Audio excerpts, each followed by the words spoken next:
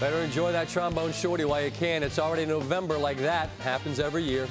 5-4 last week. 3 over 500. Had 10 written down on the card. Wanted to give out 15 like Halloween candy, but Steve, I dropped one. Dropped Florida State to the almost list. We have settled in with yet another Niner because that's what we give now, 9. Right out of the gates, it's the hold on to your butts pick of the week. SMU getting 14.5 from a Houston team who scores a lot. Wake Forest catching 6.5 from Syracuse. Both these teams can score a lot. We like the Demon Deeks at home. We about to talk Bulldogs, baby. Woo! Go Dogs! Whoa, whoa, whoa. Kentucky fans, you guys were so super bent out of shape because I called Missouri a lock last week. Had players heckling me, but I called them a lock because that's their quarterback's name. I'm with you, Big Blue Nation, getting 9 from Georgia. The fear is if the Dogs get to 21 points, you're toast. So that defense needs to be great. We will trust that it will be.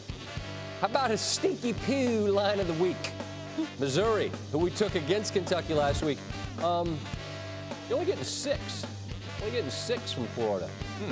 That seems kind of short. We'll back Missouri there. All right, this one might surprise you, maybe, given the turmoil of the week.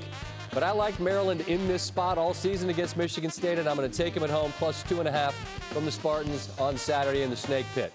Cal was a double-digit dog and an outright winner for us last week. In winners, we are riding with the Bears again, plus 9.5 against Wazoo. Texas Tech, guns up, plus 13.5 from that frightening offense from Oklahoma. This is a general principle game. LSU, Steve, getting 14.5 from Alabama. They sure are. At night. Correct. This might be really wrong. But we're on the home team here. They're going to fight. While it's not as scary as going against Alabama, picking against Utah right now is dumb. Did it last week, paid for it. Utah's really good, but we're going to go with the Fighting Herms at Arizona State. Is that it? Yeah. At home, getting a touchdown. Those right there are your 9 winners. That stat about picking against Utah is not good. Here's some good stats for you. Kentucky getting 9 from Georgia. They're 5-0 against the spread as an underdog this season. 4 of the wins are outright. The only loss on the field was in overtime against A&M.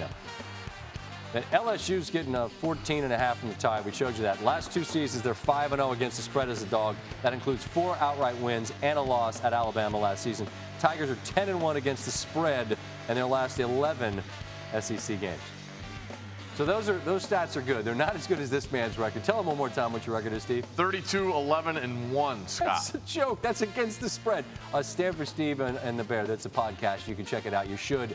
You'll get all of his winners there. You get 1 winner here, and that winner is what? We saw Kansas earlier in the show. Basketball. It's basketball season in Lawrence, Kansas, right? Sure. Kansas football this week hosts Iowa State. Noon Eastern kick. According to the internet, I'm 15-1.